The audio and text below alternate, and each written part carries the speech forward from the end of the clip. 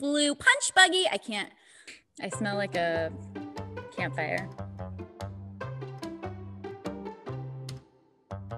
Hi guys, I'm Jessica.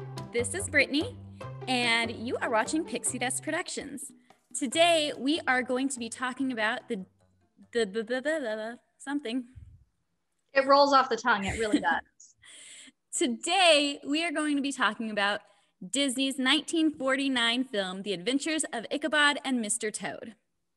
This is a two-segment film consisting of The Wind in the Willow and The Legend of Sleepy Hollow, strung together and narrated by a voiceover scene of those books being selected from a cozy library. This is the 11th animated feature in the Disney animated canon, and it is the last of package films released by Disney for the next 30 years. I didn't realize that this was a package film going into it. I actually thought that it was the adventures of Ichabod, who is accompanied by Mr. Toad, not the adventures of Ichabod, and also the adventures of Mr. Toad. Yeah, it definitely sounds like they're together in the title. I was a little disappointed because I was all ready for a full-length feature film, and that's not what I got. But I do take comfort in knowing that this is the last package film until the 70s. So we've got a while, and I'm excited. Yeah, I'm a little bit done with those. I will say though, I had high hopes going into this film because of the Disneyland representation of both of these segments. Mr. Toad's Wild Ride is such a fun ride at Disneyland. It's an opening day attraction and it's still like super popular today. And then every Halloween, the Headless Horseman is in their Halloween parade. So I'm thinking, oh, this film is going to be awesome. Like I was like super stoked for it. And I think my hopes were a little too high going in. I did like the library intro though. Like I thought that was really cool. The movie overall did not keep my attention. It was so long and drawn out. I do love that these are based on classic literature though. I think that's really cool. Yeah, I agree with that.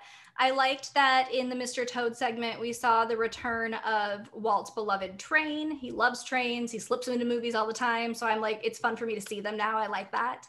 In the Toad segment, when they go to court and the bartender is still like polishing the bar when he's on the stand, I thought that was funny. And in the Sleepy Hollow segment, I could see the upcoming stylings of like the Cinderella animation coming forth in the characters like Katarina von Tassel. So I like to see the development there. Totally. There was one character in that segment that definitely reminded me of one of the stepsisters.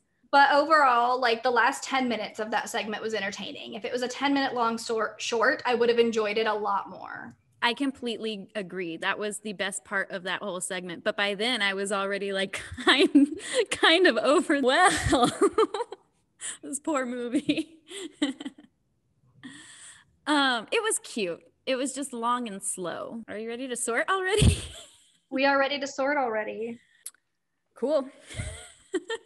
Sorry, I'm like over this movie. I was just like, oh, this is gonna be a short episode. I could tell like when I was watching the movie. All right, well, I went ahead and I sorted Molly. And I think that he is a Hufflepuff because he's kind and caring and optimistic. All right, I sorted Mr. Toad. He's reckless, impulsive, and a manic daredevil. He doesn't want to hurt anyone. He just didn't even consider any existence outside of his own in the first place. He's a Gryffindor. Oh, all right. Yeah, I agree.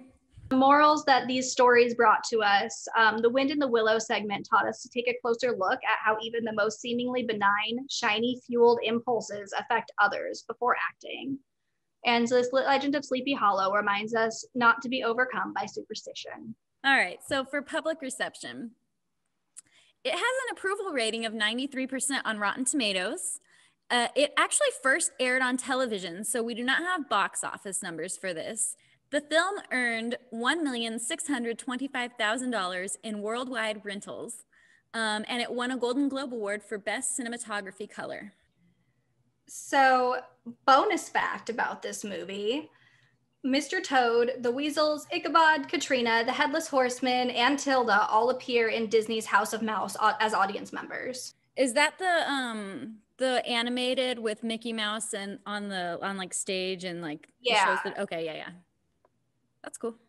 Yep. So honestly, I was bored through most of this movie. It was cute, but I was bored. So I'm giving it 2 popcorn kernels and I'm putting it at number 15 at the end of my list. Okay, yeah. I ended up giving it 3 popcorn kernels. I appreciate it for what it is, but I probably won't watch it again in the near future. And I put it in 13th place, below Saludos Amigos and above Fantasia. Okay. I don't think anything will. Oh, no, that's not. I was going to say I don't think anything will fall below Fantasia, but Victory Through Air Power is below Fantasia. All right. Well, we will be back next time and we're going to be talking about Cinderella. Cinderella. It's going to be fantastic. Stay fresh, cheese bags. Stay fresh, cheese bags. Here we go. I feel like I have to back up because I feel like my arms are going to have to be involved. Come to throw something else at me. How do you do that throat thing, though? My throat felt way too dry to do that. By the way, you are free to do Jabba if that's what you desire. Cute and fluffy. I didn't pick that one, but I'm not going to turn it down. Well, aren't you special? No, thank you. No, thank you. My cheeks hurt. Yeah, I don't like it.